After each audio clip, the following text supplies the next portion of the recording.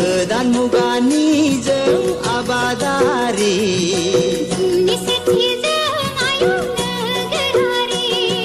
मालिबिथा farmers producer अर्गानाइजेशननि बानजायनायाव आलु गायदों।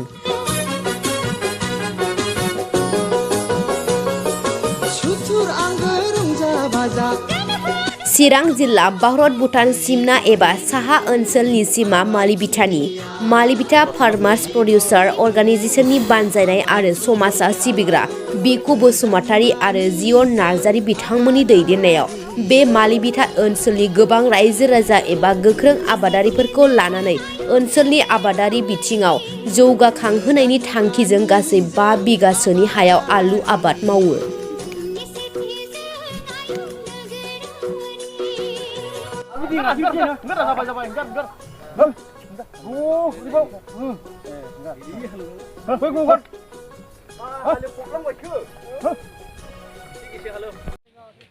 जोङो बेवहाय मालिबिथा फार्मार्स प्रडिउसार अर्गानाइजेशन बियो जाहैबाय चिरां डिस्ट्रिक्टनि सिङाव थानाय मालिबिथा ओनसोलावहाय जोङो मोनसे कमिटि दादों।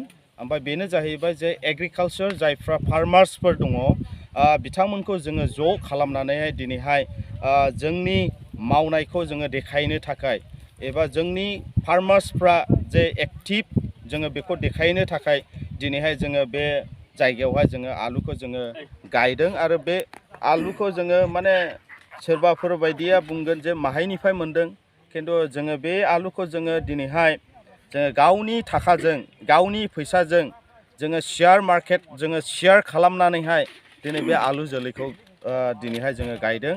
आरो जाय बिथाङा बे हाखौ होदों जोंनोहाय आलु गायनायनि सिजननि थाखायहाय दा बिथांखौबो धन्यबाद होयो जोंनिनो फार्मार्स बिथाङा दिनैहाय आलुखौ गायनो थाखायहाय जोंनोहाय एक्चुअलि जोबोर मोजां कुइसन। दायो जोङो बर्थमान जोंनि बे फार्मार्स प्रडिउसार अर्गानाइजेशना जोङो रावनिफ्रायबो सापर्ट मोनथ'वाखै आरो आसा खालामदों इयुनफ्राव जोङो सापर्ट मोनगोन। मानोना नोंथाङा बेखौहाय नुदों जानो हागौ जे गोबां जोंनि फार्मार्सफ्रा आलु गायनायखौ नुदों। ओमफ्राय दा आलुआ जाहैबाय जोङो शेयार खालामनानै माने फैसा कालेक्सन खालामनानै दिनैहाय जोङो मार्केटनिफ्राय जोङो आलुखौ लायदों।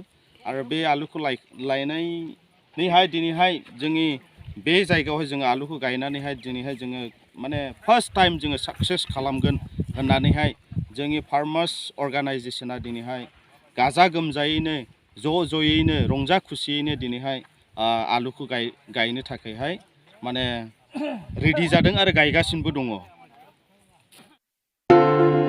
मोनसे गोनांथार फोसावनाय। बे खौराङा नोंथांनि थाखाय गोनांथि जागोन। गोनांथि खौराङा बेनोदि चिरांनि काजलगाव SBI ब्रान्चनि नांजाबनाय रोंगौथि गोनां डक्टर सुमिक देबजों लोगोसे माखासे डक्टर मोननो हानाय गंसे मोजां देहा फाहामग्रा SD क्लिनिक दङ। फै बिदिब्ला बे देहा फाहामसालियाव मा राहा मोननो हायो नायनि। डायबेटिसनि थाखाय फाहामथाय, सरासनस्रा सावस्रि फाहामथाय, बिखा बेरामनि सायाव फाहामथाय। नोंथाङा जुदि बेफोरबादि बेरामजों भुगिनांदोंब्ला काजलगाव SD क्लिनिकआव थांनानै नायजाहैनो हागोन। नायजानायनि सम फुंबिलिनि 9 रिंगानिफ्राय सानजौफुनि 1 रिंगासिम आरो बेलासिनि 5 रिंगानिफ्राय मोनाबिलिनि 7 रिंगासिम नायजानो हागोन। नोंथाङा सुलाद लानो थाखाय 7002293924 9954687336 जानबुं नम्बराव सुलाद ला।